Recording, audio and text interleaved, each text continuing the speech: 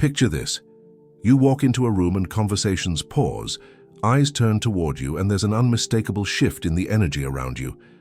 Now imagine the opposite scenario. You're absent from that same gathering, and people notice your absence more powerfully than they ever noticed your presence.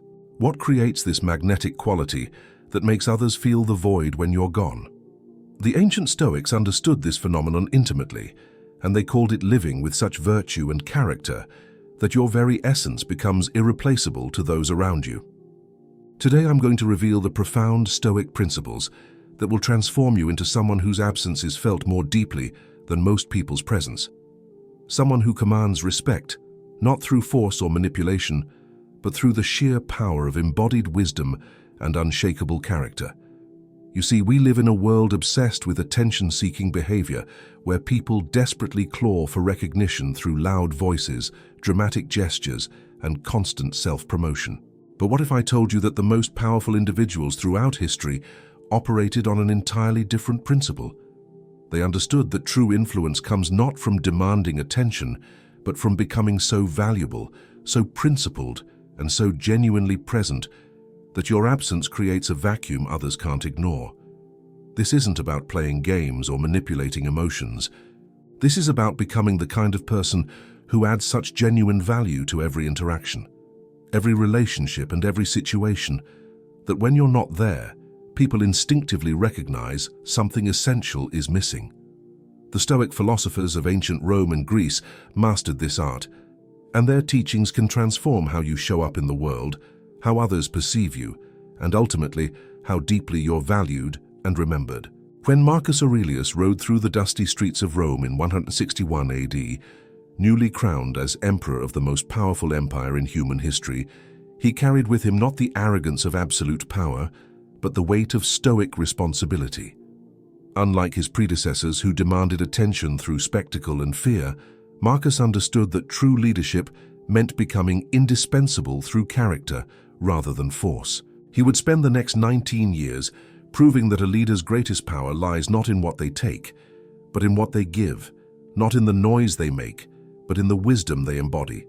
His personal journal, which we now know as Meditations, reveals a man constantly working to become worthy of the trust placed in him, someone whose very presence elevated every person around him and whose temporary absences were felt like the dimming of the sun itself.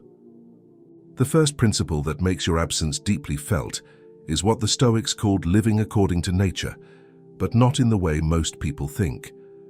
When Epictetus, the former slave who became one of history's greatest philosophers, spoke about living according to nature, he meant aligning your actions with your highest human potential for reason, virtue, and service to others.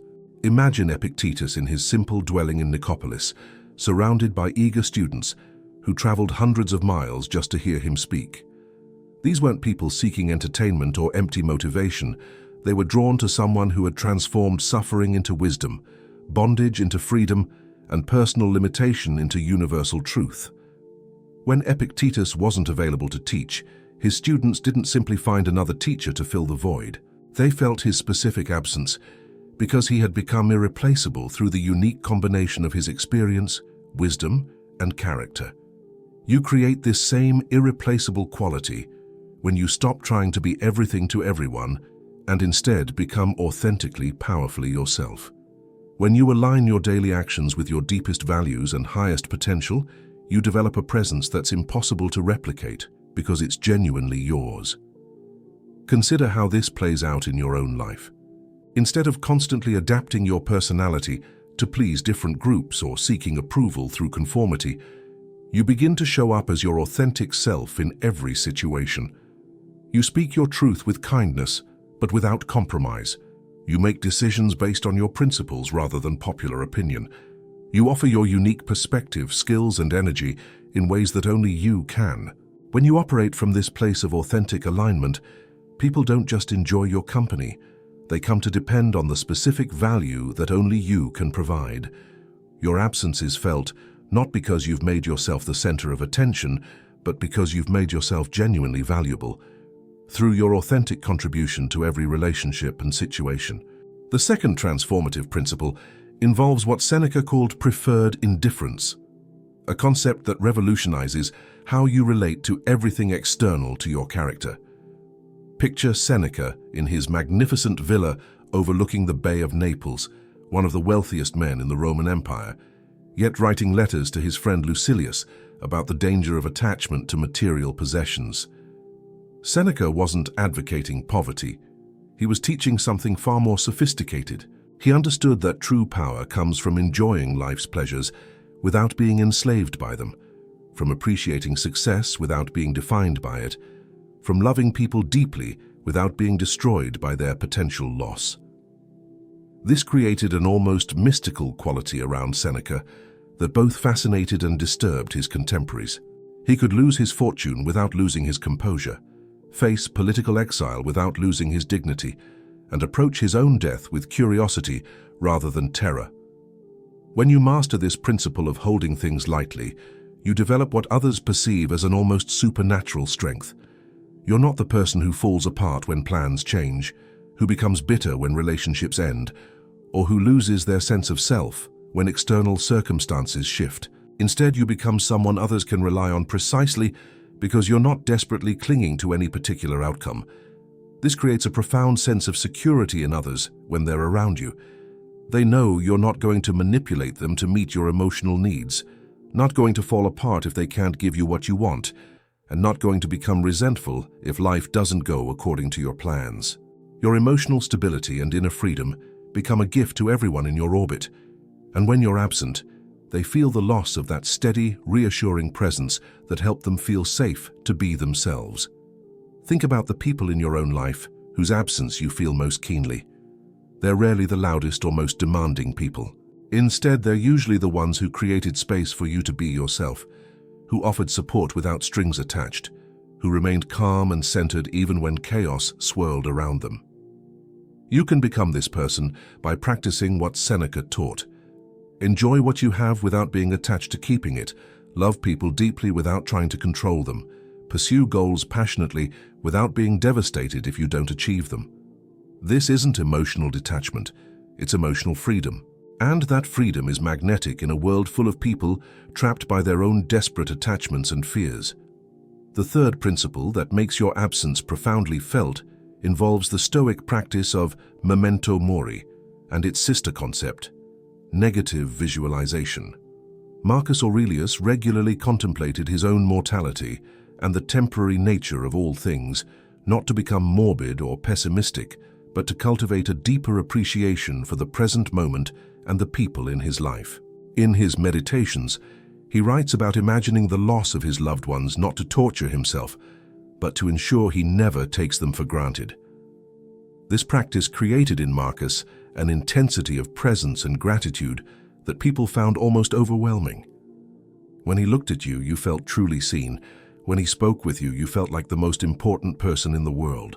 When he was absent, people didn't just miss his authority or his resources. They missed the way he made them feel valuable and significant. You can develop this same quality of presence by regularly contemplating the temporary nature of your relationships and opportunities. This isn't about becoming obsessed with death or loss, but about letting the awareness of impermanence infuse your daily interactions with deeper meaning and attention. When you truly understand that this conversation might be your last with this person, that this opportunity might not come again, that this moment is unique and irreplaceable, you naturally become more present, more attentive, more grateful, and more generous with your time and energy. People feel this quality of attention from you, and it's addictive. In a world where most people are distracted, hurried, and only half present, someone who offers their complete attention becomes precious beyond measure. Imagine how this transforms your relationships. Instead of rushing through conversations while mentally planning your next activity, you become fully present with the person in front of you. Instead of taking your loved ones for granted, you appreciate them with the knowledge that your time together is limited. Instead of postponing important conversations or delaying expressions of love and gratitude, you offer these gifts freely in the present moment. The result is that people don't just enjoy spending time with you. They feel more alive, more valued, and more connected to life itself when they're with you. Your absence is felt so deeply because you've given them a taste of what it feels like to be truly seen and appreciated, and most people rarely experience that level of presence and attention from others. The fourth transformative principle centers on what Epictetus taught about the dichotomy of control, but applied in a way that creates profound respect and admiration from others. When Epictetus was a slave in Rome, he had virtually no control over his external circumstances. He was owned by another human being, subject to physical abuse, and had no legal rights or freedoms. Yet he discovered something that his masters never understood, that no one could touch his inner freedom, his ability to choose his responses, his power to find meaning and dignity even in the worst circumstances. This realization didn't just free him from mental slavery, it made him more powerful than many free men around him. Even as a slave, people began seeking his wisdom. Even in bondage, he radiated a freedom that others envied and respected. When you truly internalize this principle and consistently focus your energy only on what you can control while releasing your attachment to what you cannot, you develop an almost supernatural effectiveness and peace that others find both inspiring and comforting. You become the person others turn to in crisis because you don't waste energy complaining about unchangeable circumstances or trying to control other people's behavior. Instead, you channel all your power into your responses, your choices, your character development, and your contribution to solutions. This creates a sense of reliability and strength that people come to depend on, and when you're not available, they feel the absence of that steady, focused energy that helped them navigate their own challenges. Consider Marcus Aurelius facing the plague that swept through the Roman Empire during his reign, killing millions of people, including members of his own family. He couldn't control the disease, the death toll, or the panic that gripped his people, but he could control his response, his leadership, his personal example, and his dedication to doing everything within his power to help his empire survive and recover. His focus on what he could control, rather than lamenting what he couldn't, created a sense of stability and hope that helped hold the empire together during one of its darkest periods. When he temporarily left Rome to lead military campaigns on the frontier, the city felt his absence not just as the loss of their emperor, but as the dimming of a light that had helped them believe they could survive anything. You create this same effect when you consistently demonstrate that you won't be thrown off course by circumstances beyond your control, that you won't waste energy in futile complaints or attempts to change other people, and that you can be counted on to focus your efforts where they can actually make a difference. People begin to see you as someone who can be trusted to remain steady in storms, to find solutions rather than excuses, and to maintain your principles even under pressure. Your absence is felt because you've become a source of stability and hope in an uncertain world. The fifth principle involves the Stoic concept of sympathia, the interconnectedness of all things, which when properly understood and practiced, makes you someone whose absence disrupts the harmony of every group you're part of. The Stoics believed that all rational beings are connected in a cosmic web of mutual dependence and shared fate. Marcus Aurelius expressed this beautifully when he wrote about how we were born to work together like feet, hands, and eyelids, and how what brings no benefit to the hive cannot bring benefit to the bee. This wasn't just philosophical theory for Marcus, it was a practical guide for how he approached every relationship and responsibility.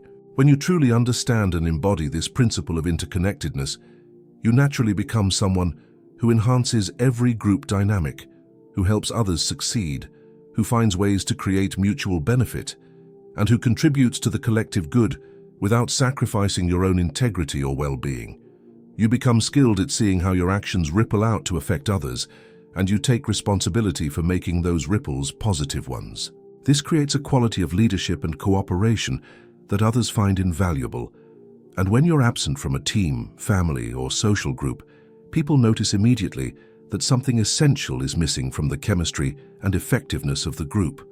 Seneca demonstrated this principle throughout his complex career as advisor to Emperor Nero. Despite the moral compromises required by his position, Seneca consistently looked for ways to influence Nero toward more virtuous behavior, to protect innocent people from the emperor's worst impulses, and to use his wealth and position to benefit others. Even when his efforts failed and he was forced to commit suicide on Nero's orders, Those who knew him recognized that Rome had lost someone who had genuinely tried to make the empire more just and humane. His absence was felt not just by his friends and family, but by countless people who had benefited from his behind-the-scenes efforts to moderate Nero's cruelty and promote better policies. You can develop this same quality by consistently looking for ways to lift others up, to create win-win solutions, to contribute to the success and well-being of every group you're part of, and to use whatever influence or resources you have in service of the common good. This doesn't mean sacrificing yourself or becoming a doormat. It means becoming someone who naturally makes everything better through your presence and participation. When you're absent, people don't just miss you personally. They miss the positive energy, the collaborative spirit, the problem-solving ability, and the generous heart that helped their group function more effectively and enjoyably.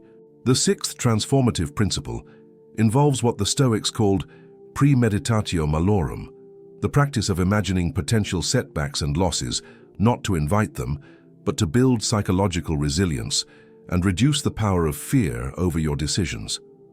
Seneca regularly practiced imagining the loss of his wealth, his position, his health, and even his life, not because he was pessimistic, but because he wanted to ensure that fear of these losses wouldn't prevent him from living according to his values.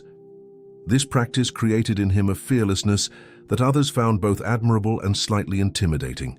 He could take risks that others couldn't, speak truths that others were afraid to voice, and maintain his integrity, even when it cost him dearly.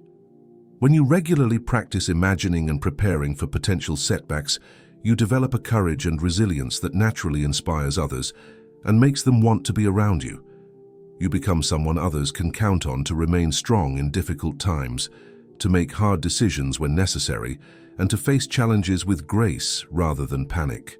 This quality of fearless integrity becomes something people rely on, and when you're absent, they feel more vulnerable and uncertain because they've lost access to your steady courage and clear thinking. Picture Cato the Younger, the Roman senator who became legendary for his unwavering principles and his refusal to compromise with corruption, even when it cost him politically and personally.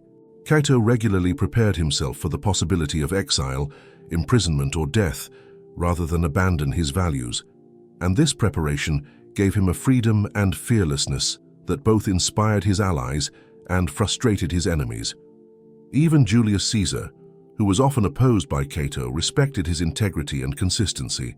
When Cato chose to end his life, rather than live under Caesar's dictatorship, even his political opponents mourned the loss of someone who had represented the highest ideals of Roman virtue. You can develop this same quality of fearless integrity by regularly examining your deepest values, imagining scenarios where living by those values might cost you something you care about, and mentally preparing yourself to pay that price if necessary. This isn't about becoming reckless or seeking martyrdom. It's about freeing yourself from the fear that prevents most people from living authentically and courageously. When you're no longer controlled by fear of loss, rejection, or failure, you naturally become someone others admire and want to emulate. Your absence is felt because you've been a source of inspiration and courage for others who are still struggling with their own fears. The seventh principle centers on the Stoic practice of evening reflection and continuous self-improvement, which creates in you a quality of growth and wisdom that others find both inspiring and irreplaceable. Seneca ended each day by examining his actions, thoughts, and responses, not to torture himself with guilt, but to learn from his experiences and become a better person tomorrow than he was today. This practice of honest self-reflection and committed growth created in him a depth of wisdom and self-awareness that people found magnetic. He wasn't perfect, and he didn't pretend to be, but he was clearly someone who was always working to become better, and that quality of committed growth inspired others to examine their own lives more honestly. Marcus Aurelius filled his personal journal with reminders to himself about how to be a better emperor, father, and human being. These weren't public proclamations or attempts to impress others. They were private conversations with himself about his shortcomings, his aspirations, and his commitment to continuous improvement. This practice of rigorous self-examination and committed growth created in him a quality of authentic humility and genuine wisdom that people found both comforting and inspiring. When you were in his presence, you felt like you were with someone who truly understood human nature and was genuinely committed to bringing out the best in himself and others. You can develop this same quality by establishing your own practice of regular self-reflection and committed growth. This means honestly examining your actions and responses each day, identifying areas where you fell short of your own standards, and making specific commitments about how to improve tomorrow.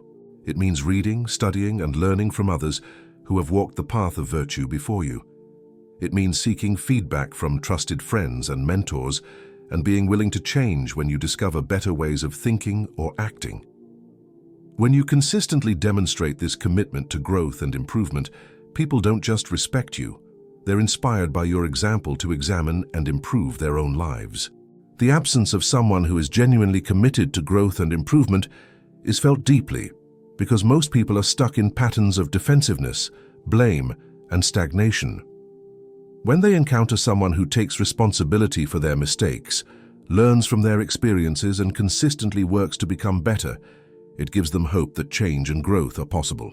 Your absence is felt because you've been a living example that human beings can transcend their limitations and become better versions of themselves. The eighth principle involves the Stoic understanding of virtue as the only true good, which when properly embodied makes you someone whose character becomes a source of light and inspiration that others deeply miss when you're absent.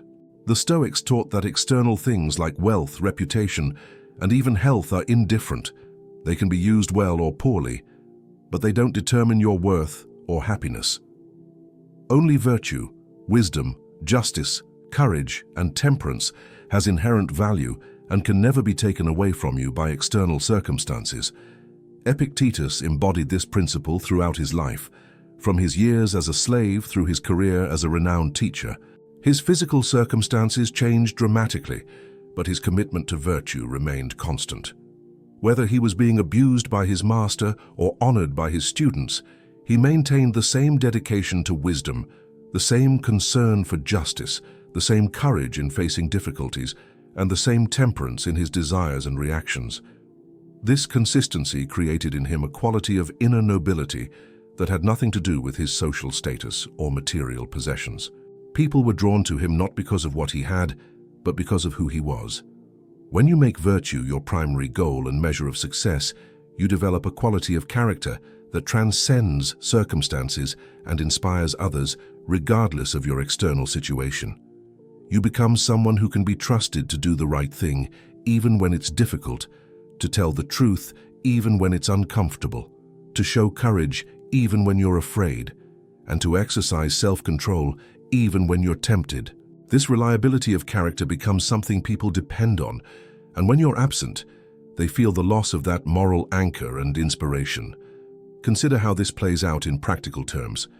You become someone who keeps promises even when it's inconvenient, who treats everyone with respect regardless of their status, who admits mistakes without making excuses, and who stands up for what's right even when it's unpopular.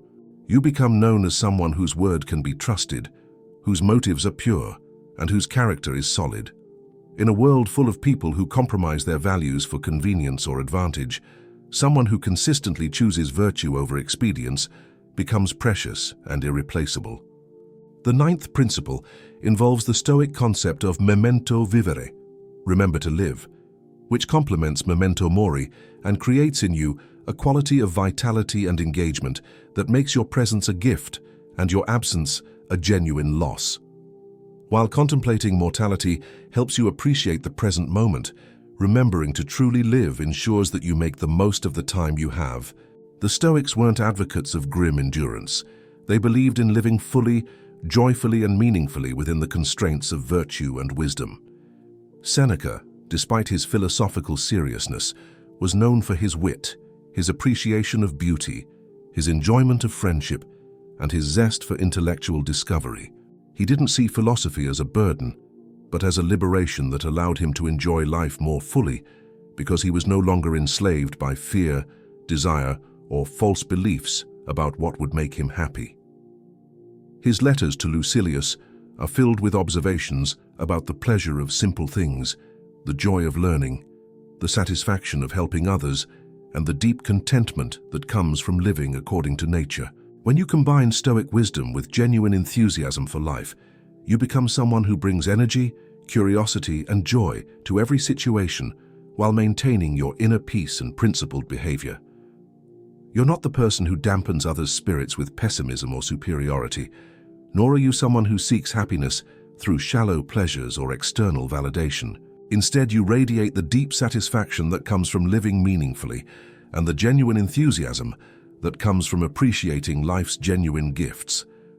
Your absence is felt because you've been a source of both stability and vitality, someone who helped others remember what it means to be fully alive while remaining grounded in wisdom and virtue. So in a world where many people are either anxiously chasing external pleasures or grimly enduring their responsibilities, someone who has found the secret of joyful virtue becomes a beacon of hope and inspiration. The 10th and final principle involves what Marcus Aurelius called the view from above, the practice of regularly stepping back to see your life and challenges from a broader, more cosmic perspective. Marcus would imagine himself looking down at the earth from the heavens, seeing his problems, and even his empire as small parts of a much larger whole. This practice didn't make him indifferent to his responsibilities. Instead, it freed him from the anxiety and ego that prevent clear thinking and compassionate action. When you regularly practice seeing your life from this expanded perspective, you develop a quality of wisdom and equanimity that others find both calming and inspiring. You become someone who doesn't get lost in petty dramas or temporary setbacks, who can help others see their problems in proper proportion, and who maintains a sense of humor and perspective even in difficult times. This quality of wisdom and perspective becomes something people rely on, especially during stressful or confusing periods. Picture yourself as someone who can step back from immediate emotions and reactions to see the bigger picture, who can help others find meaning and purpose in their struggles, and who maintains hope and faith even when circumstances are challenging. Your absence is felt because you've been a source of perspective and wisdom that helped others navigate the complexities of human existence with greater clarity and peace. As you integrate these 10 Stoic principles into your daily life, something remarkable happens. You stop trying to get attention and start naturally commanding respect. You stop seeking approval and start becoming genuinely valuable. You stop manipulating others to meet your needs and start contributing to their well-being and growth. The transformation isn't about becoming perfect or superior to others. It's about becoming authentically yourself while serving something greater than your immediate desires and fears. The ancient Stoics understood that the most powerful human beings are those who have mastered themselves, who contribute to the common good, and who face life's challenges with wisdom, courage, and grace. When you embody these qualities, your presence becomes a gift to everyone around you, and your absence is felt not because you've made yourself the center of attention, but because you've become a source of light, strength, and inspiration that others depend on. This is the path that Marcus Aurelius walked as he led the Roman Empire through plagues, wars, and internal strife. This is the wisdom that Seneca shared through his letters and example, even as he navigated the dangerous waters of imperial politics. This is the freedom that Epictetus discovered and taught, transforming his experience of slavery into a message of inner liberation that still inspires people 2,000 years later. The choice is before you now. You can continue seeking attention through noise and drama, or you can begin the deeper work of becoming someone whose character speaks louder than words, whose presence adds value to every situation, and whose absence is felt because you've become irreplaceable through your virtue, wisdom, and service to others. The Stoics have shown you the way. The question is whether you have the courage and commitment to walk this path of transformation and become the person whose absence makes others realize how much light you brought into their lives.